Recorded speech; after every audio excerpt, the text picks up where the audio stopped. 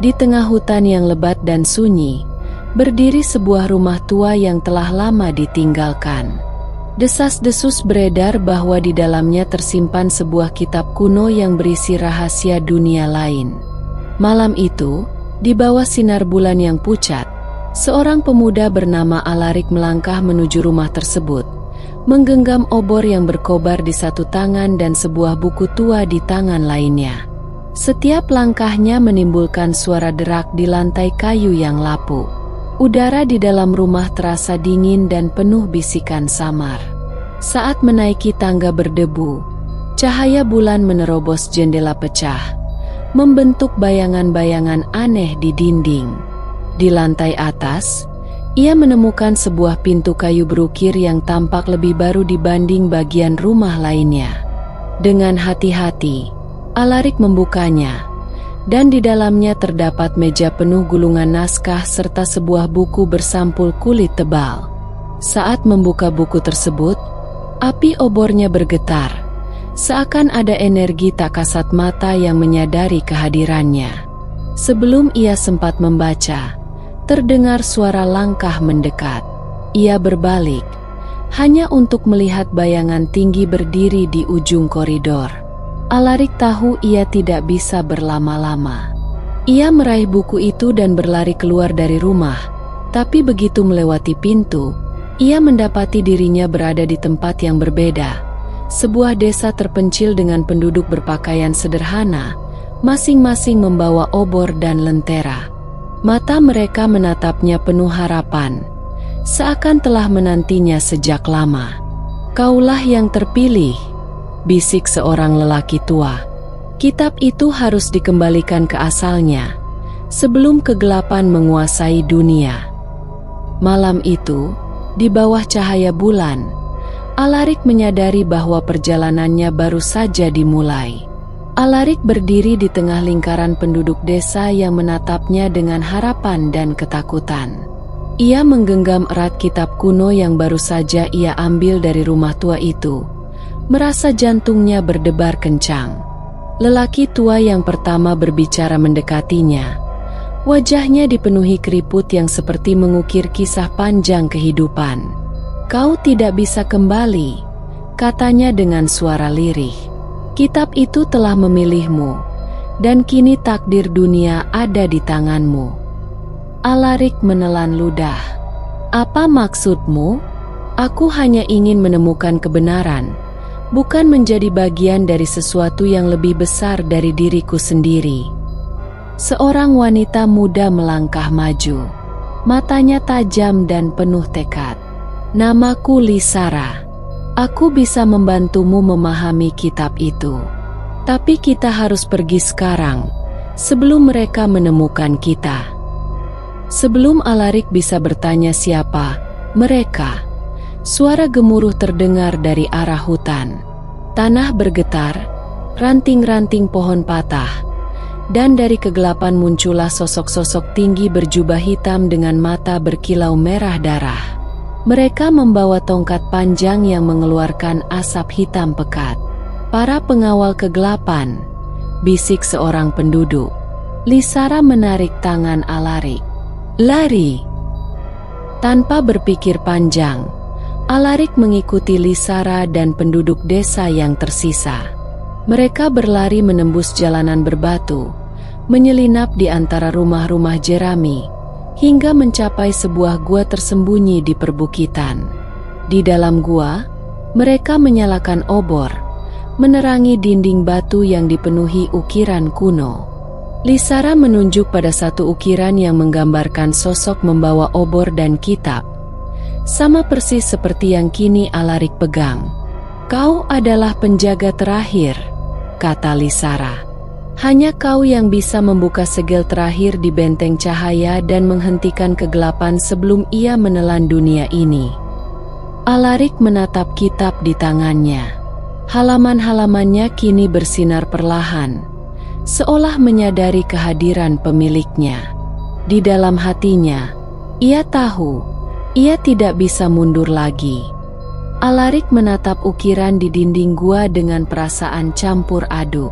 Bagaimana mungkin ia, Seorang pengembara biasa bisa menjadi penjaga terakhir seperti yang dikatakan Lisara? Namun, sebelum ia bisa mencerna semuanya, suara gemuruh kembali terdengar dari luar gua. Para pengawal kegelapan telah menemukan mereka. Lisara dengan cepat menarik Alarik ke sebuah lorong sempit di dalam gua, diikuti oleh beberapa penduduk desa yang tersisa. Kita harus sampai ke benteng cahaya sebelum mereka menangkap kita, bisik Lisara dengan cemas. Mereka berjalan cepat melewati lorong gelap yang semakin menurun. Udara semakin dingin, dan dinding-dinding batu di sekitar mereka tampak memancarkan cahaya samar. Saat mereka mencapai ujung lorong, mereka tiba di sebuah danau bawah tanah yang luas. Di tengah danau, berdiri sebuah altar batu, dan di atasnya terdapat sebuah simbol bercahaya, simbol yang sama dengan yang ada di sampul kitab yang dipegang Alarik. "Kau harus membaca bagian pertama kitab itu," ujar Lisara. Tangan Alarik gemetar saat ia membuka halaman pertama kitab. Tulisan di dalamnya tanpa hidup, berubah dan bergerak seiring ia membacanya. Tiba-tiba, air di danau mulai berputar, membentuk pusaran raksasa. Dari dalam pusaran itu, muncul sebuah jembatan cahaya yang membentang menuju altar batu. Tanpa ragu, Alarik melangkah ke atas jembatan. Setiap langkahnya terasa seolah menghubungkan dirinya dengan kekuatan yang lebih besar. Saat ia mencapai altar dan meletakkan kitab di atasnya, sebuah getaran kuat merambat ke seluruh gua. Tiba-tiba, suara menggelegar memenuhi udara. Suara yang terdengar kuno dan penuh wibawa. "Penjaga cahaya, kau telah tiba. Namun ujian sejati baru akan dimulai." Dari balik cahaya altar, muncul sosok berjubah putih dengan mata bersinar keemasan. Ia melayang beberapa inci di atas tanah, menatap Alarik dengan penuh arti. "Kau harus memilih," katanya, "menjadi pembawa cahaya yang akan menyelamatkan dunia ini, atau membiarkan kegelapan mengambil alih segalanya." Alarik menelan ludah. Ia sadar bahwa perjalanan ini lebih besar dari yang ia bayangkan. Namun, sebelum ia bisa menjawab, raungan mengerikan terdengar dari balik lorong gua. Para pengawal kegelapan telah masuk, dan kali ini mereka membawa sesuatu yang jauh lebih berbahaya. Dari kegelapan, muncul sosok tinggi dengan mahkota hitam dan mata yang menyala merah. "Sudah lama aku menunggumu, penjaga." Sang Raja Kegelapan telah tiba. Alarik merasakan hawa dingin menusuk tulang saat Sang Raja Kegelapan melangkah masuk. Udara di dalam gua berubah, seolah semua cahaya tertelan oleh kehadirannya. "Lama sekali aku menunggu penjaga terakhir." Suara Sang Raja Kegelapan bergema, berat dan penuh kekuatan. "Kini, akhirnya aku bisa mengakhiri semuanya." Lisara berdiri di samping Alarik. Tangannya menggenggam belati kecil yang bersinar redup. Penduduk desa di belakang mereka mundur ketakutan. Tapi Alarik tetap berdiri tegak. Ia tidak bisa mundur sekarang. Sosok berjubah putih dari altar menatapnya. "Kau harus memilih, Alarik," katanya. "Gunakan kitab untuk membangkitkan benteng cahaya, atau biarkan kegelapan mengambil alih." Alarik menatap kitab di tangannya. Halaman-halamannya kini bersinar lebih terang, seolah merespons kehadiran Sang Raja Kegelapan. Sang Raja Kegelapan mengangkat tangannya, dan dari balik jubah hitamnya, muncul bayangan-bayangan mengerikan yang merayap di lantai gua seperti ular. "Kau tidak siap, bocah," katanya. "Kau bahkan tidak tahu kebenaran yang sesungguhnya." Alarik menegakkan tubuhnya. "Apa maksudmu?" Sang Raja Kegelapan tersenyum miring. "Mereka tidak memberitahumu, bukan? Tentang siapa dirimu sebenarnya." Lisara terdiam. Wajahnya mendadak pucat. Alarik meliriknya. "Apa maksudnya, Lisara?" Lisara menunduk, lalu berkata pelan, "Karena kau bukan hanya penjaga terakhir, Alarik.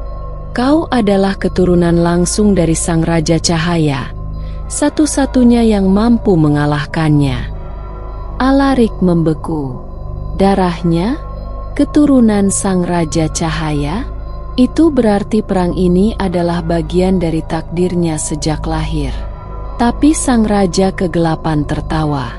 "Mereka hanya mengatakan setengah dari kebenaran," katanya. "Karena kau juga memiliki darahku." Gua mendadak bergetar. Alarik merasakan denyutan aneh di dalam tubuhnya. "Apa yang kau katakan?" tanyanya. "Kau adalah putra cahaya dan kegelapan," kata Sang Raja Kegelapan dengan suara lembut yang beracun. "Dan hanya kau yang bisa memilih takdir dunia ini." Alarik menggenggam kitab erat. Kini ia sadar, pilihannya bukan sekadar antara cahaya dan kegelapan. Ia harus menemukan keseimbangan, atau dunia akan hancur. Di hadapannya, Sang Raja Kegelapan mengangkat tangan, bersiap menyerang. Alarik berdiri di antara dua kekuatan besar, cahaya dan kegelapan. Sang Raja Kegelapan menatapnya dengan penuh keyakinan, sementara Lisara dan penduduk desa menunggu dengan harapan. Kitab di tangannya bersinar semakin terang, seakan ingin menunjukkan jalan. Sang Raja Kegelapan mengangkat tangannya, menciptakan pusaran bayangan yang berputar di udara. "Bergabunglah denganku, Alarik," katanya. "Takdir dunia ini bukan di tangan mereka, tapi di tangan kita." Alarik menatap kitabnya, lalu menutup matanya sejenak. Dalam pikirannya, ia melihat bayangan masa lalu. Seorang pria bercahaya, Sang Raja Cahaya, berdiri di hadapan pasukan besar, bertarung melawan kegelapan. Dan di sisi lain, Sang Raja Kegelapan, dengan kekuatan luar biasa, menahan cahaya agar tidak menghancurkan keseimbangan. Perlahan, Alarik membuka matanya. "Aku mengerti sekarang," katanya. "Dunia ini bukan hanya tentang cahaya atau kegelapan. Jika salah satu menguasai segalanya, keseimbangan akan hancur." Lisara menatapnya, bingung. "Apa maksudmu?" Alarik melangkah ke depan, langsung menghadapi Sang Raja Kegelapan. "Aku memang memiliki darahmu," katanya. "Tapi aku juga memiliki darah Raja Cahaya. Aku tidak akan memilih salah satu dari kalian." Sang Raja Kegelapan menyipitkan mata. "Kau pikir kau bisa menciptakan keseimbangan?" Alarik membuka kitabnya dan membacakan mantra terakhir yang tertulis di halaman terakhir. Cahaya dan bayangan berputar di sekelilingnya, menyelimuti tubuhnya dalam pancaran energi yang belum pernah ada sebelumnya. Dunia bergetar. Langit di luar gua berubah. Bulan dan matahari tampak bersamaan di langit. Sang Raja Kegelapan berteriak, mencoba melawan, tapi kekuatannya melebur ke dalam cahaya Alarik. Sosoknya mulai memudar, bukan karena dihancurkan, tetapi karena menjadi bagian dari keseimbangan yang baru. Alarik merasakan tubuhnya menjadi ringan. Cahaya di dalam dirinya meluas, menyelimuti seluruh gua. Penduduk desa berlutut, sementara Lisara menatapnya dengan air mata di matanya. Lalu semuanya menjadi tenang. Ketika Alarik membuka matanya kembali, Sang Raja Kegelapan telah tiada. Tapi dunia juga tidak hanya dipenuhi cahaya. Langit tetap memiliki malam, bayangan tetap ada, tapi tidak lagi mengancam kehidupan. Lisara mendekatinya. "Kau berhasil." Alarik menghela napas panjang. "Aku hanya menemukan jalan yang benar. Tidak ada kemenangan tanpa pengorbanan, dan tidak ada cahaya tanpa bayangan. Penduduk desa bersorak, mengetahui bahwa dunia telah berubah. Sang kegelapan tidak lagi ada sebagai ancaman, tapi sebagai bagian dari keseimbangan yang baru. Alarik menatap kitab di tangannya. Halaman terakhirnya kini telah kosong.